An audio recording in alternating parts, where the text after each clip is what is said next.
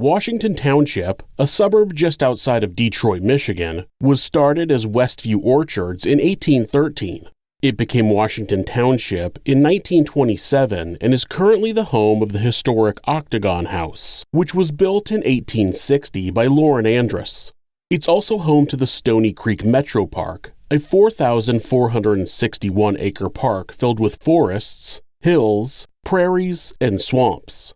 People can go there and enjoy activities such as golf, picnics, ice skating, mountain biking, swimming, sports, and hiking or running on more than 30 combined miles of dirt and paved paths. Stephen Grant was having a hard time dealing with his wife being the main breadwinner of the home. She had a great paying job and traveled frequently, but the temptations of other women made Stephen believe he may be better off without her. This is Monsters.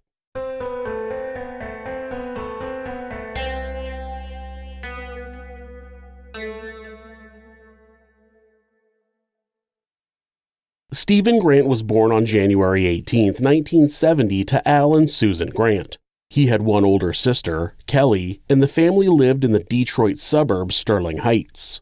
Al was an engineer with his own business, U.S. Grant Manufacturing Incorporated.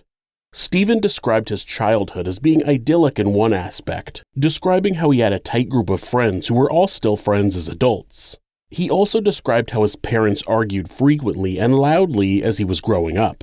It would turn out that only one of those statements was true. People that knew him as a child said that he was more of an oddball loner. In September of 1984, Susan filed for divorce, citing, quote, "The objects of matrimony have been destroyed and there remains no likelihood that the marriage can be preserved," end quote.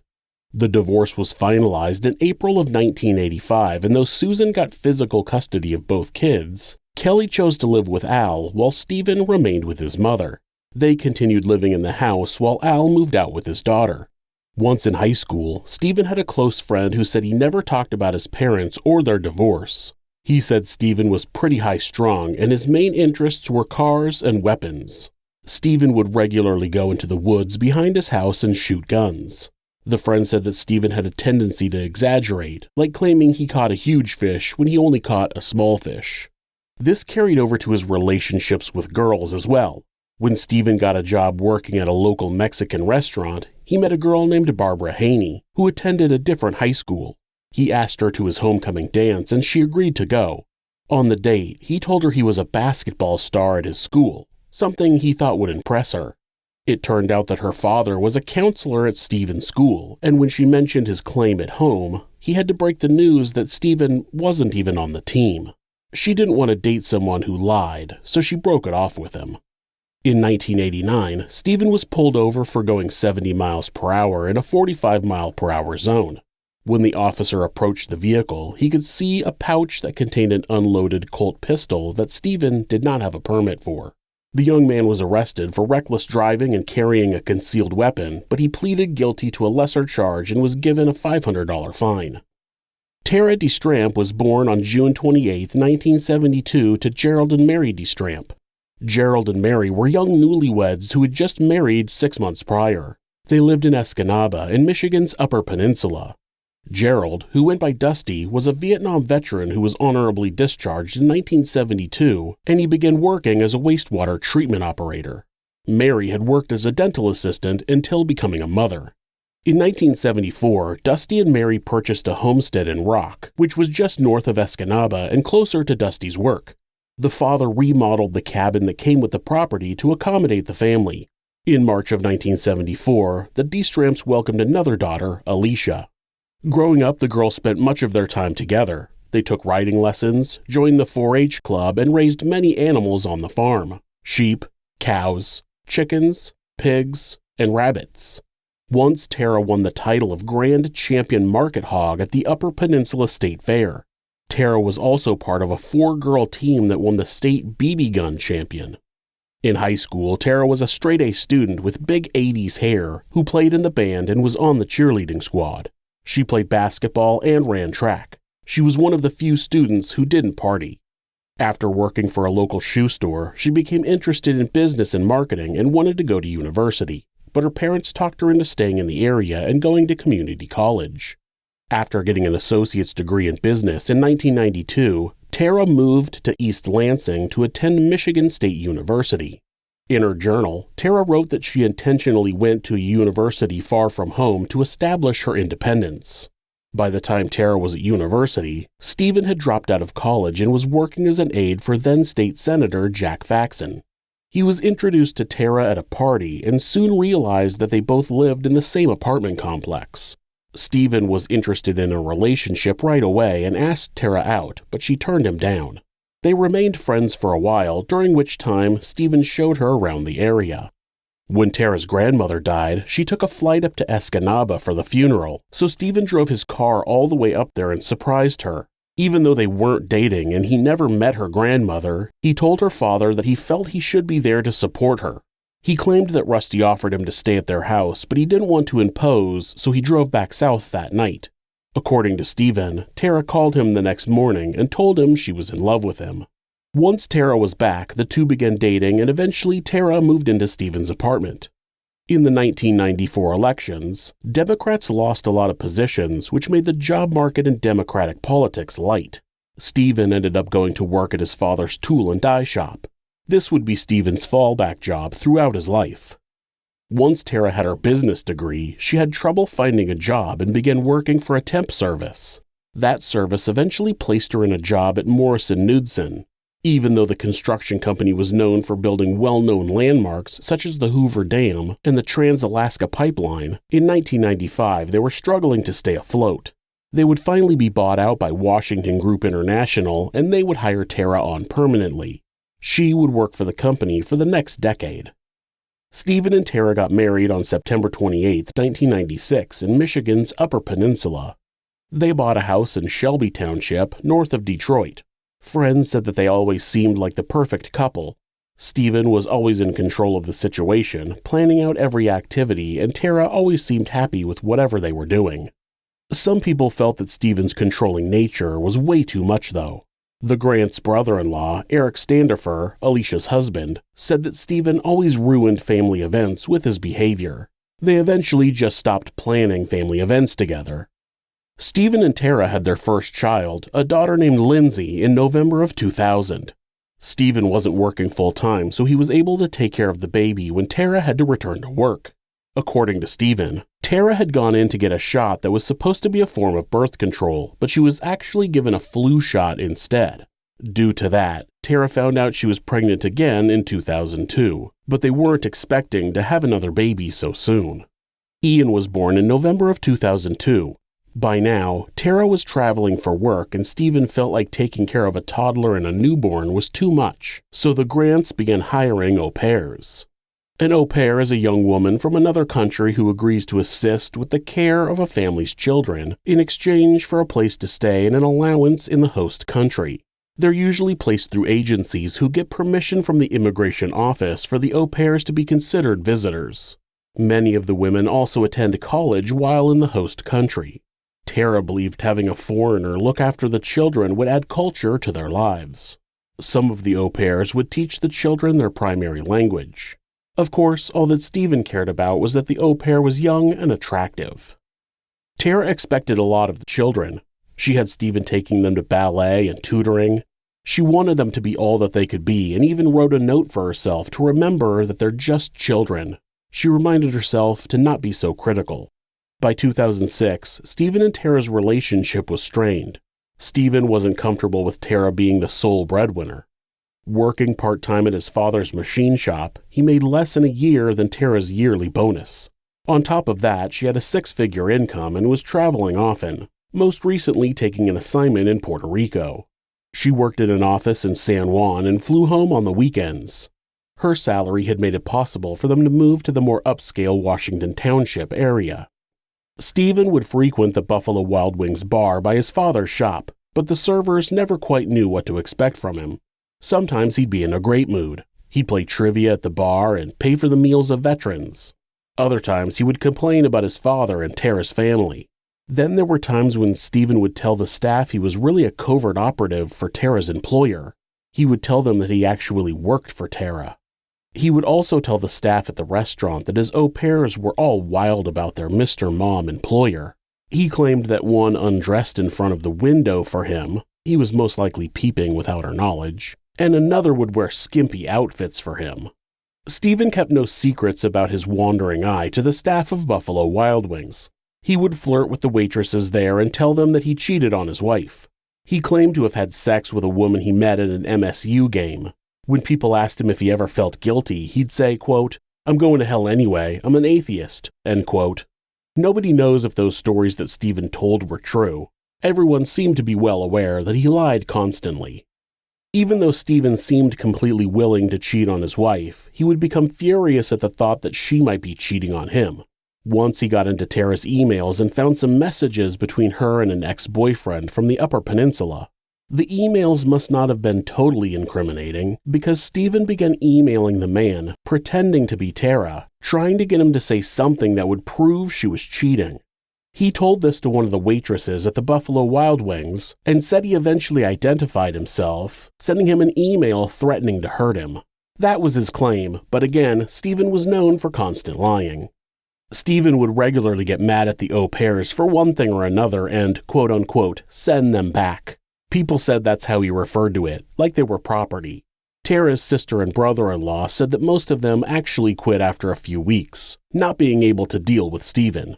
Eventually, they got a new, beautiful 19-year-old German au pair named Verena. Stephen was immediately smitten with her. On Wednesday, February 14, 2007, Stephen Grant arrived at the Macomb County Sheriff's Office where he was greeted by Deputy William Hughes. Stephen told the deputy that he wanted to file a missing persons report. He claimed that he hadn't heard from Tara since she had gotten angry at him and stormed out of the house the previous Friday, nearly 5 days ago. Immediately, Deputy Hughes was suspicious of Stephen. Not only had he waited way too long to report his wife missing, but he also had a scabbed-over scratch on his nose and he was relaying information out of a notebook. Before he even started talking to the deputy, he scanned through the notebook. It felt obvious that he was trying to keep his story straight. Stephen told the deputy that he was a stay-at-home dad who worked part-time at his father's shop and that Tara worked in Puerto Rico, but came home for the weekends. He explained that he wasn't happy with his wife's regular absences from the home and they had gotten into an argument on February 9th. Tara had called him from the Newark airport to let him know that her flight was delayed due to weather, and she told him that she was returning to Puerto Rico on Sunday instead of Monday. That news turned into an argument about how much she's gone.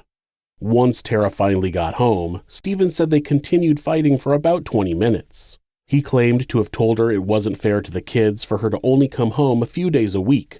Supposedly, Tara said tough before she made a call and was picked up by a black sedan. Stephen said he assumed it was the airport car service. Deputy Hughes asked Stephen why he waited 5 days to report her missing, and he said that her employer told him to wait. He explained that he had called her cell phone over the weekend and got no response.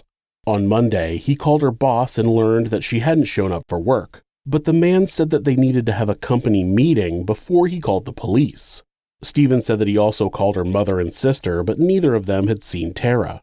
Stephen already had a theory as to what had happened to his wife. He said that Washington Group demilitarized chemical weapons, and he believed that Tara had been kidnapped by terrorists and may have been exposed to nerve gas. Deputy Hughes was not convinced. Stephen then started telling the deputy about Verena. Deputy Hughes asked her age and then asked Stephen if he was having a physical relationship with her. The deputy said that Stephen just leaned back in his chair and said, quote, "She'll never tell," end quote, with a big smile on his face. The deputy was convinced that Stephen was involved and thought he could come into the sheriff's headquarters, fill out a missing persons report, and eliminate himself as a suspect. When Stephen was finally finished rambling on about anything he could think of, Deputy Hughes told him that detectives would be in touch. Sergeant Brian Kozlowski was the lead detective on the case, and Sergeant Pam McLean was co-lead. They began making calls to people who were close to Tara. When they talked to her boss, who was at his office in San Juan, he told detectives that Tara was scheduled to fly back to Puerto Rico on Monday the 12th. This contradicted Stephen's claim that she was flying back early. He explained that he knew Tara well and he didn't believe that she would walk out on her family like Stephen was claiming. Washington Group Security confirmed that there was no activity on Tara's work email, her cell phone, or her corporate credit card anytime after Friday, February 9th. Next, they talked to Tara's sister, Alicia, who told them that Stephen had called her the day before and left a message that said, quote, "Can you call me when you get a minute? It's no big deal," end quote. When she called him back a few minutes later, he told her that Tara was missing. No big deal. Then he told her, quote, "I wouldn't be surprised if she's shacked up in a motel with some guy somewhere," end quote. Detectives Kozlowski and McLean arrived at Stephen's house at about 5:30 p.m. Detective Kozlowski spoke with Stephen, while Detective McLean took Verena aside and spoke with her. Stephen's story immediately changed. He told the detective that Tara was planning to return to Puerto Rico on Monday, which now matched what her boss had said, but not his initial statement to Deputy Hughes. Kozlowski looked in their bedroom and watched Stephen as he logged into their bank and credit card accounts. The detective noted that there had been no activity by Tara on any account, but he also noted how badly Stephen was shaking as he was trying to control the mouse. Then they went into the garage where the detective looked at both Tara's Isuzu Trooper and Stephen's Jeep Commander. He noticed that there were some notebooks in the back of Tara's vehicle that had some work-related to-do lists on them. He thought it was strange that she would leave without them. The investigators inquired about the scratch on his nose, and he claimed it happened while he was working at his father's machine shop. He also showed them a scratch on his hand, which he claimed was from trying to start a snowblower, and a bruise on his leg, which he wasn't sure how he got. When they asked him how their marriage was, he claimed that he was faithful, but that Tara had had an affair previously. Information that doesn't match what he told the waitress at Buffalo Wild Wings. Verena did not seem interested in talking to Detective McLean, but she told her that she had gone out dancing with some other au pairs on Friday night. She got back home at about 11:30 p.m., and when she came in, Stephen told her that he and Tara had gotten into an argument earlier that evening, and she left. Verena confirmed that it was very strange for Tara to not call and check on the kids for more than a day. Verena was in a hurry to meet some friends, and when she left, Detective McLean talked to Lindsay. Lindsay gave her a tour of the house, and when they went into the master bedroom, the detective noticed that none of Tara's clothes or shoes were missing from the closet. She also noted that there were 3 pairs of glasses on the nightstand, things that you would take with you if you were going to be away. As the investigators were leaving, they asked if Stephen would come back to the station to answer some more questions. Instead of answering, he said, quote, "Well, you don't think I did something to my wife, do you?" End quote. Then he broke down and started crying. Both detectives would confirm to each other later that they were positive he had killed her. The following morning, the sheriff's office would receive a fax from the law office of David Green. It read, quote, "Because of the tone of your February 14, 2007 interrogation of Mr. Grant at his home, it is my humble opinion that it is necessary for me to provide a buffer between your department and Mr. Grant. Just as Mr. Grant answered all of your questions last night, he will continue to answer all of your questions in the future. I believe it is necessary, however, so that there are no misunderstandings, that all of your future questions be submitted in writing, which will, in turn, be immediately answered in writing." End quote. It seemed that Stephen would only communicate with the sheriff's department via fax from his lawyer's office. Stephen never seemed to improve his driving since his 1989 arrest. He had had his license suspended multiple times for failing to pay speeding tickets and for not paying for a ticket he received for running a red light. He actually still had a suspended license at the time that Tara went missing. On Thursday, February 16th, Stephen failed to signal as he turned and was pulled over just after 2 p.m. When the deputy ran his ID, he learned that the man was driving with a suspended license and had no choice but to arrest him. He was held for a short amount of time and questioned before being released. According to Stephen, he was held for hours and harshly interrogated. On February 20th, investigators uncovered emails that Stephen had sent to an ex-girlfriend named Dina Hardy. In the messages, he said that he was positive that Tara was having an affair with her boss, and he told the ex that he wanted to see her naked. Phone records also showed that no calls had been made on Tara's phone during the time on Friday night when Stephen claimed that Tara had called someone shortly before she left. On February 22nd, the sheriff's department announced that they now considered Tara's disappearance the result of foul play. They proceeded with the investigation with the understanding that they may be looking for a body. Detectives noticed that Stephen brought up the Stony Creek Metro Park Nature Preserve quite frequently, so they organized a search of the area. It was a great area for the community, being a 4,400-acre nature preserve. It wasn't so great for the investigation, though, because it was a 4,400-acre nature preserve. At one point, a police plane thought they spotted a body, but it turned out to be a deer carcass. After a day of scouring the area, they ended the search with nothing. Stephen became more and more unhelpful as the investigation went on. He spent as much time as he could in front of media cameras, claiming the police were abusing him and treating him unfairly. He claimed to have hired his own private investigator to look into his wife's disappearance, a former FBI agent, but that the sheriff's department refused to give him any information about the case. The sheriff's department was quick to respond that they had never been contacted by any private investigator. They would find out later that was because there was no private investigator. He also started speaking negatively of Tara.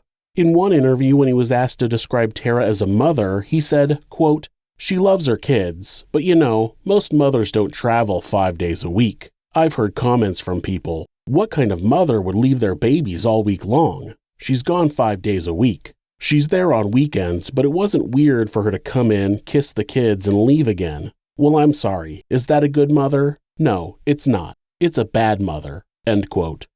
Get the fuck out of here. How many fathers are in the military or travel for work, which is seen as perfectly acceptable? You mean a woman doing the exact same thing as a bad mother? Give me a break. This was a very sad attempt to make Tara look like she didn't care about her kids, to make it seem more plausible that she would just abandon them and take off. On February 28th, Sheila Werner was hiking in an area of the Stony Creek Metro Park. Not only was she hiking to take in the surrounding nature, but she was also picking up garbage along the way. Suddenly, she spotted a plastic bag that seemed to contain blood. When she found a few other bags with rubber gloves and metal shavings in them, she picked up the bags and took them to her house, where she called the sheriff's office. When the deputy arrived at her house, she took him back out to the spot where she found it. Detectives, not wanting to get their hopes up, assumed that Sheila had found something that was left by poachers, most likely remnants from a deer kill. The metal shavings could have easily come from the machine shop where Stephen worked, but it was Detroit, the heart of America's auto manufacturing industry, so they could have come from anywhere. They also found some animal hairs in the bag, and they sent them to the lab with the blood. The blood was tested and confirmed to be human. The animal hairs were a visual match for the Grant's dog, Bentley. This was enough for the sheriff's department to get a warrant to search the house and the machine shop. On March 2nd, when the sheriff's department arrived at the Grant home to conduct a search, Stephen was just pulling into his driveway. A news station was already on site, waiting for Stephen to conduct yet another interview. Stephen was constantly in the news doing interviews while authorities were searching for his missing wife, but these weren't all initiated by the media. The reporter on site that day said he was receiving up to 5 calls a day from Stephen trying to set up an interview. Since authorities only had a search warrant, Stephen was free to leave, so he put a leash on Bentley and walked down the street where he called a friend to pick him up. In the car, Stephen said he wanted to go visit his kids, who were staying with relatives, so the friend loaned him his yellow Dodge pickup truck. As a team of crime scene techs were scouring the house, Detectives Kozlowski and McLean stayed in the garage, trying to keep out of the way. As they were talking about the case, Kozlowski noticed a green plastic tote that seemed out of place. It had the words "boys' clothes" written on it, and when he pulled the lid off, inside was a black garbage bag. When he opened the bag, he saw flesh, blood, and the black fabric of a bra. When the contents of the plastic tub were removed, what was there was a woman's torso. No legs, no arms, no head. There were also leaves and twigs stuck to the torso, which made it clear that Stephen had gone out to Stony Creek Metro Park and retrieved the remains. He must have dumped them and got worried they would search the park and brought them back to his house. The following morning, over 100 people went back out to Stony Creek Metro Park to search for more of Tara's remains. More snow had melted, so they were hopeful that they'd have better results. Throughout the day, the team found one body part after another, a thigh, then her head. The medical examiner was brought in and documented the findings as they happened. The cold weather had preserved the remains, so there was no doubt that they belonged to Tara. A right hand was found, and then a femur bone, which had been picked clean by animals. Soon, they found a left hand and a lower leg. Stephen clearly knew that the investigators would find Tara's remains in his house and used his friend's vehicle to flee. He had no intention of seeing his kids. He headed north in the borrowed truck and snuck into his sister Kelly's house. He tried to find a gun but failed, so he stole a bottle of Vicodin and left Bentley at the house before driving to Lansing. On the way, he stopped and picked up a bottle of Jack Daniels, a toy cap gun, and a black marker. He used the marker to color the toy's red safety tip black, clearly planning a suicide by cop. Authorities were tracking Stephen through his store purchases and an ATM withdrawal, but when he made a call to his sister on his cell phone, they were able to ping his location even closer. When Stephen got to northern Michigan's Wilderness State Park, he called his sister again and told her where he was. She then called the sheriff and told them. Wilderness State Park was in Emmett County, and sheriffs there hurried to the area and began searching for Stephen. They had an ambulance, EMTs, and even a Coast Guard helicopter with night vision. They eventually spotted the bright yellow Dodge truck parked, blocking traffic, near a trail entrance. Along the path, authorities found a trail of things left behind by Stephen: a watch, then a toy gun, the Jack Daniels bottle, a notebook, a candy bar, and a pair of pliers. With the help of the helicopter's searchlight, a tactical team found Stephen, barefoot, without a coat, curled up under a tree at 6:37 a.m. Officers half-carried, half-dragged Stephen out of the wooded area to an area where he could be lifted into the helicopter. He was transported to Harbor Springs Airport and then taken to Northern Michigan Hospital in Petoskey by ambulance, where he was treated for frostbite, hypothermia, and possible ingestion of narcotics. He would later tell a nurse that he took the 5 Vicodin that he had stolen and 16 Benadryl tablets. When he was admitted to the hospital, his core temperature was 87.8 degrees, even after the EMTs had put blankets and heaters on him for the trip. Once the news announced that Stephen Grant had been apprehended in the woods in the Wilderness State Park, Stephen's lawyer announced that he was dropping the murderer as a client. Stephen didn't know that his lawyer quit until he asked to speak with him after his arrest, to which he was informed that he was currently Sand's lawyer. Detectives Kozlowski and McLean made the 4-hour drive to the Northern Michigan Hospital so they could interview Stephen. They spent the beginning of the interview making sure that Stephen understood that he was under arrest, and he understood his rights. Stephen wanted to know if they were charging him with first or second-degree murder or manslaughter, but Kozlowski explained that he was currently arrested on a warrant for open murder, and the district attorney would make a determination of the level of murder which he would be charged. Stephen said that his story actually started on Thursday, February 8th. He told the detectives about how Tara had called him from Puerto Rico that evening, and they had a quick chat about their evening plans. Stephen was going to meet a friend at a bar, and Tara was going to stay in and have dinner. Eventually, Stephen realized that he had his days mixed up and wasn't supposed to meet the friend that night, and when he called Tara back to let her know his plans had changed, she was at the bar in the hotel. He said he thought it was weird because she never went to the bar, but she told him she was talking to an older couple and that was it. His explanation isn't very detailed, so it's unclear why he needed to call her back and let her know he was staying home. Maybe they regularly had dinner together while on the phone with each other? It's unknown because this part of the story doesn't come back up again during his confession. Its only relevance may be to point out that she had been in a bar as a possible sign that she was having an affair. He said the following day he talked to her a few times throughout the day. He said that they were normal conversations, and though the idea that she traveled too much came up, they didn't argue. She called him from the airport in Newark, New Jersey, and said her layover flight was delayed and she was going to be home late. When she finally arrived home, she unpacked and the couple were getting ready for bed when they started arguing about her travel schedule. She informed him that she needed to go back to Puerto Rico on Sunday to start preparing for a project with her boss. When Stephen told her that she spends too much time with her boss, he claimed that she told him to fuck off. According to Stephen, she said, quote, "Too bad. I gotta do what I have to do in my job, and it's none of your business," end quote. So far, none of this matches what Stephen told the deputy when he reported her missing. As Tara turned to leave, Stephen grabbed her wrist and told her to stop. He said, quote, "You're not going anywhere. We're going to finish this conversation," end quote. At which point, Tara supposedly slapped him, so Stephen said he hit her back. This caused the woman to fall backwards and hit her head on the floor. Tara threatened to leave Stephen and take the children. She told him she would ruin his life. Stephen claimed that Tara said, quote, "You're going to be fucking homeless. You're a piece of shit," end quote. At which point Stephen started choking her. He described that he could tell the moment she realized he wasn't stopping, and she grabbed his hand, but it was too late. He said he couldn't stop at that point. He knew he was going to prison, and he panicked. Once she stopped breathing, Stephen stood up and covered her face with either a dark gray t-shirt or a pair of boxer briefs. Hopefully they were clean. I mean, what an insult. I killed you and then tossed my dirty underwear on your face. Stephen then said he went downstairs and cried before sending a text message to Verena. He told her that Tara was going to be home late, so there was no reason for her to rush home.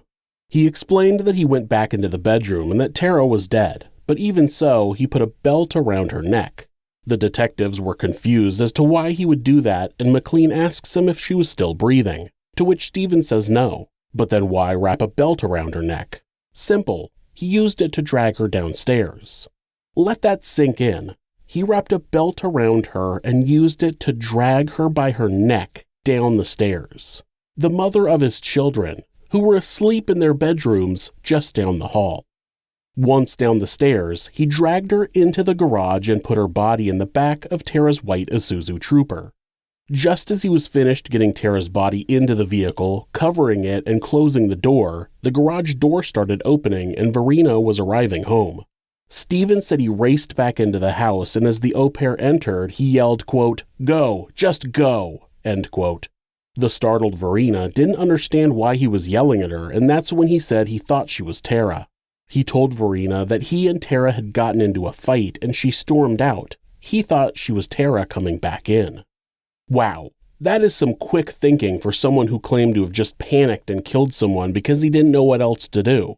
So when he hit his wife and couldn't think of any other way to stay out of jail, he killed her. When Verena came home and he needed to stay out of prison, he was able to immediately come up with a plan to make Verena think the couple had gotten into a fight and Tara ran off. What convenient timing to get his wits back. He was able to immediately tell Tara a story that she was going back to the airport to fly to Puerto Rico. When the young woman asked him how he got the scratch on his nose, he told her that Tara had hit him before she left. After being thoroughly convinced that Tara had gotten angry and stormed off, Verena went to bed. Stephen was planning to dump the body the next night, but changed his mind. Sunday morning, Stephen called his father to verify that he was still out of town and wouldn't be back that day. Then he drove Tara's trooper to the machine shop. Stephen's account of what he did at the machine shop would make anybody realize he was definitely going to get caught eventually. He placed Tara's body on a piece of thin plastic on the floor of the shop and tried to use a handsaw made to trim tree branches to cut off her hand. That didn't work and he panicked, so he took all of the papers out of her briefcase and ran them through the shredder. Then he used a bandsaw to cut her work laptop up into pieces. This left tiny shards of glass and metal all over the place. While cleaning that mess up, he got a shard of glass in his finger and pulled it out with a pair of tweezers, effectively mixing his own blood in with the evidence. He put all the remnants of the laptop into a box and put her laptop bag, briefcase, and purse into a paper bag which he later tossed in a dumpster near the house where he grew up. Stephen considered using the bandsaw to cut up his wife's body but realized that would make too much of a mess. Instead, he took some blades for a hacksaw and wrapped a cloth around one end to use as a handle. I'm genuinely curious as to why he didn't just use the hacksaw, it literally having the sole purpose of being a handle for a hacksaw blade. But he clearly isn't the sharpest tool in this machine shop. After cutting up the body at every joint, the wrist, elbow, shoulder, ankle, knee, hip, and neck, he wrapped each piece in plastic and placed them in a Rubbermaid bin. The entire body plus rags and hacksaw blades fit into one bin and he loaded it in the back of the trooper. He loaded the rest of the evidence into the vehicle and cleaned up the shop before heading home. He spent the rest of Sunday at home considering his next step. Stephen ended up leaving his house at 3 a.m. Monday morning and driving around in the Trooper looking for somewhere to dump Tara's remains. He finally settled on an area in the Stony Creek Metro Park and pulled the SUV off of the roads near one of the trails. He brought a sled from home and used it to move the bin around. There was a light layer of snow on the ground at the time, but after Stephen dumped the remains, they had a major downpour of snow hiding the body parts from view. As he moved through the wooded area, the terrain started going downhill and the sled got away from him. He chased it about 100 yards before he stopped it, but then it fell over and the remains spilled out. He took the torso and buried it in the snow and picked up the other parts and piled them onto the sled. He left the sled, the blue bin, and all the other evidence behind in the forest and went home. Later that same day, Stephen returned to the park in his Jeep to try to hide the evidence. When he got back to the secluded area he had been just hours before, he dispersed the rest of the remains around the forest as well as the saw blades and a pair of shoes he had been wearing when he cut up the body. He put the bin in his vehicle and went home, leaving the sled out in the woods. He went back out to the area a third time on Tuesday because he wanted to try to hide the evidence better. When he got to the area where he had previously dumped the remains, he dug them up and put them back on the sled and took them further into the woods. He tried to hide the body parts in fallen trees. After he was satisfied with his new hiding spots, he went to Clinton Township and paid a bunch of parking tickets and a couple of speeding tickets that were outstanding. His explanation was that he was going to report his wife missing and he didn't want anything negative to come back when they pulled his record, which he knew they would because you always look at the spouse when a crime occurs. Then, Wednesday morning was when he filed the missing persons report at the Macomb County Sheriff's Office. Stephen left the remains where they were for over a week, denying involvement, doing press interviews, and thinking his secret was well hidden in the woods at Stony Creek. When authorities announced on February 22nd that they would be searching the park, Stephen panicked and thought they would find the remains. Stephen told the detectives that he was going to get up in the middle of the night that night and go out to the park, but he didn't wake up. He said he had set an alarm, but it didn't go off or something. How odd is that? You've murdered your wife and you're afraid her remains are going to be found. So you need to get up so you can pick up your wife's dismembered torso, but you slept through your alarm. The fact that he easily fell asleep and was out cold, no problems, was really disturbing. So then the following night, he went to sleep and got up really early the next morning and ran to the park. His mom was staying at his house and he didn't want her to hear his car that early, so he went out on foot. He found the torso and carried it to a spot close to where he could park and hid it behind a tree. Then he went back home, told his mom he was going out for coffee, and took the trooper out to the park to pick up the torso. Then he went back home and told his mother the coffee shop was too busy. That day, investigators searched the park and came up with nothing. Stephen drove to the machine shop later that day and put the torso on the roof of the office inside the shop. The shop was a big open area with high ceilings, but there were some offices built inside and they were only single-story, so the roof of the offices were inside and used as storage. By this time, Stephen had put the torso in 3 or 4 layers of black plastic garbage bags. It was completely frozen, so he figured it would be safe to hide up on the roof of the offices for a little while. When Stephen learned that the authorities didn't find anything in the park, he thought he had gotten away with it. He left his wife's torso in the shop for most of the next week before deciding to go pick it up and dispose of it. Again. On Thursday, March 1st, Stephen went to the shop and picked up Tara's torso. He brought it back to his house where he put it in a green tote and stored it in the garage. He didn't know where to dispose of it yet, but he thought he was in the clear, so he pushed the bin out of the way until he could figure out where to dump it. On Friday, May 2nd, Stephen went to the shop for a few hours, and when he arrived back home, he was presented with a search warrant for his home. He wasn't under arrest, so he left the home knowing that soon the investigators would open that green bin in the garage. As he was riding in the car with his friend, he knew he had to flee, so he told his friend he wanted to go visit his kids as a means of acquiring a vehicle. After recalling exactly what he had done to Tara, he started telling the detectives about his journey to Wilderness State Park. It starts with him driving aimlessly around the area. He stopped at a couple stores to pick up alcohol and the toy gun, as well as sleeping pills and razor blades. He also stopped at some hotels and tried to get a room for the night, but they were all booked up. There was apparently an event going on in the area. As he headed north, he began drinking the alcohol and took all of the Vicodin that he had stolen from his sister. He told the detectives that, by the time he arrived at the park, he felt like he was hallucinating. After he got to the park, he called his sister and told her where he was. He instructed her to call the authorities the following morning and tell them so they could recover his body. He told the investigators that he didn't want his body to rot in the woods. The audacity of this guy claiming he wanted to make sure his body was found so he didn't rot in the woods. He dismembered his wife and dumped her body parts in the woods to rot. Then he announces his aversion to having his body rot in the woods, seeing absolutely no irony in that. He told the detectives that he intended to walk to some cabins to die, but he ended up getting lost and couldn't find out where he was. He kept seeing people following him, but there wasn't really anybody there. He eventually dropped down near a tree, which was where the officers found him. Detective Kozlowski told Stephen which body parts they still hadn't found, and Stephen explained where they were. He even drew them a map of the area. Then the details of his relationship with Verena came up. Stephen told the detectives that he and Verena had become very close and even kissed once before February 9th. After February 9th, Verena was under the impression that Tara had left him, so they began sleeping in the same bed. According to Stephen, they never had intercourse, but there was other forms of sexual conduct happening between them. So Stephen is trying to keep himself from being charged with first-degree murder. He wants to make it clear that the murder of Tara was a spur-of-the-moment thing and he didn't know what else to do. But then he quickly came up with a plan to pretend to be mad at Tara as Verena was coming home and the following day begins having a sexual relationship with her.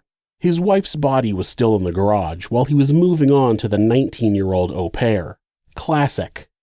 Before the criminal trial began, civil matters were happening in court. Tara's family was awarded $50 million in the wrongful death suit they filed against Stephen. A different judge also revoked Stephen's ability to control Tara's assets. Which makes sense. He killed her. Why should he benefit from her money? Of course, now that Stephen was in jail, the matter of who would take care of their children turned into a battle. Instead of considering what would be best for Lindsay and Ian like mature adults, they fought with each other because neither wanted the other to have custody. Stephen's sister, Kelly, said in court that Stephen wanted her to take care of the children and didn't want them to live with Tara's sister, Alicia. Well, if you wanted a say in how your children were raised, you shouldn't have murdered their mother, chopped her up into pieces, and dumped her in the woods to rot. I think it's reasonable that once you murder a child's parent, you lose any rights to that child. Once Stephen's trial was over and he surrendered his parental rights, the judge would ultimately give primary custody to Alicia and Kelly would get visitation. Stephen was charged with first-degree murder. The judge ruled that there was enough evidence that Stephen did, with premeditation, murder Tara. His lawyer, a new one, filed a motion to exclude Stephen's confession, which was denied. When the trial began, Stephen pleaded not guilty to the first-degree murder of Tara. He did, however, change his plea to guilty for the charge of mutilation of a corpse. Once that plea was entered, Stephen's lawyer filed a motion to remove any mention of dismemberment from the trial. This was a last-ditch effort to try to make Stephen look like less of a monster than he was. The judge denied the motion because the dismemberment was also relevant to the murder charge since it was done in an effort to hide the body. The case against Stephen was strong. The district attorney, Eric Smith, laid out all the details. How Stephen murdered his wife and immediately began a sexual relationship with Verena, how he cut up her body and scattered it in the woods, how he made calls to Tara's cell phone after he had murdered her in an attempt to throw off the investigation. He left angry messages on her voicemail telling her she owed it to her children to call him back, knowing full well that she was dead. The defense tried to make the jury believe that Stephen didn't plan out the murder. He had lashed out in an impulsive moment of rage. Everything he did after that was the actions of a scared man trying to cover his tracks. The prosecution tried to use the emails with his ex-girlfriend, Dina Hardy, to show that he was pre-planning a life without Tara. Dina testified that she had known Stephen since they were kids and they had dated when they were in their early 20s. They stayed in touch after that, but in January of 2007, Stephen emailed her and she said the email was overly flirty. They began exchanging sexually explicit emails and talking on the phone up to 10 times a day. Then they made plans to go to dinner at the end of January. Dina said that Stephen told her he couldn't do it and she was angry but understood. She, of course, believed that he was saying that he couldn't cheat on his wife, but in reality, the DA pointed out that it was because he was in love with Verena. Verena was also brought back from Germany to testify in court. She told stories about Stephen telling her he wanted to have sex with her and the time he popped his head into her room and told her he was going to take a shower, asking if she wanted to join him. On the last weekend that Tara was home before she was murdered, Stephen sent Verena an email telling her that he had been looking at her breasts and hoped that she was itchy. He explained that the term "scratch that itch" was his euphemism for sex. Then the following day, he sent her a text message asking if she wanted him to do her laundry to see if she was itchy. In the week leading up to Tara's murder, Stephen became more and more sleazy around his au pair. He began openly asking her to have sex with him, but she turned him down. He told her he loved her and then told her he was falling in love with her. She described that on the night of February 8th, the day before Tara flew back home for the last time, Stephen came into her room at bedtime and asked her to spend the night with him in his room. She said he took her hand and led her to the master bedroom where he performed oral sex on her. On February 9th, while Verena was out at a bar with her friends, Stephen sent her a text that said, quote, "Tara is going to be home in a few minutes. You owe me a kiss. Make a noise when you get home so I can get my kiss." End quote. After Tara's murder, Stephen and Verena slept in the same bed together a few more times, but there was no more sexual activity. She said that Stephen told her multiple times that he was falling in love with her and wanted to know if she was falling in love with him. She answered, quote, "Yeah, maybe," end quote. That's a no. The agency that had placed Verena in the Grant home removed her on February 16th due to the missing persons investigation. She returned to Germany. When the prosecution was finished presenting their case, the defense asked the judge to dismiss the first-degree murder charge, claiming the state had failed to prove premeditation. The judge said, quote, "The defense erroneously believes that in order to establish premeditation, you need to have a to-do list that ends with 'kill my wife,'" end quote. The judge denied the request, and the defense presented their case, which consisted of a second autopsy that had been done. On cross, the medical examiner admitted that he based some of his opinions on media reports. The district attorney didn't do a good enough job convincing the jury that Stephen wanted to murder Tara, that he wanted a new life with his teenage au pair, and Tara was an obstacle. Though it took nearly 2 days, the jury came back with a verdict of guilty of second-degree murder. Before Stephen was sentenced, it came to light that the children, Lindsay and Ian, had witnessed their father kill their mother on the night of February 9th, 2007. The district attorney asked the judge to sentence Stephen to 50 to 80 years because of how badly he impacted his own children's lives, not only taking away their mother, but having them witness her murder. The judge agreed and sentenced Stephen Grant to 50 to 80 years in prison. He would be eligible for parole in 2058. He'll be 88 years old. District Attorney Eric Smith said that he'll be 91 when Stephen is up for parole, and he will make sure that someone wheels him into that hearing so he can object to his parole. On June 13, 2008, Stephen's father, Al Grant, took his own life with a rifle in his garage. It turned out that Stephen's actions took more than one life. We talk a lot about the damage that's done directly to the victims of horrible crimes, but we have to remember that they affect so many other people negatively. They don't care about the life or lives they take, but they also don't care about the other lives. The parents, the children, siblings, the spouses. Those lives are also ruined by their selfish behavior. That's what truly makes them monsters. If you're the victim of domestic abuse, please reach out to someone for help. Please talk to your local battered women's shelter or call the National Domestic Abuse Hotline at 1-800-799-SAFE. That's 1-800-799-7233. Or you can go to thehotline.org to chat with someone online. The great thing about this website is that, at any time, hitting the escape key twice will take you to a Google search page. That way, if your abuser is nearby, you won't get caught looking for help. If you're having feelings of harming yourself or someone else, or even just need someone to talk to, please contact your local mental health facility, call 911, or call Mental Health America, who operate the National Suicide Prevention Hotline at 1-800-273-TALK. That's 1-800-273-8255. They're available 24 hours a day, 7 days a week, and will talk to you about any mental health issue you might be facing. Thanks so much for watching this video. You can help us out by hitting the like button or leaving us a comment. You can also subscribe to the show to ensure you don't miss an episode. If you'd like to support the show, you can do that by checking out our merchandise at Teespring. You can also discuss the channel and the episodes on our subreddit, r/thisismonsters. You can find more ways to support our show and how to find us on social media by visiting thisismonsters.com. Thanks again, and be safe.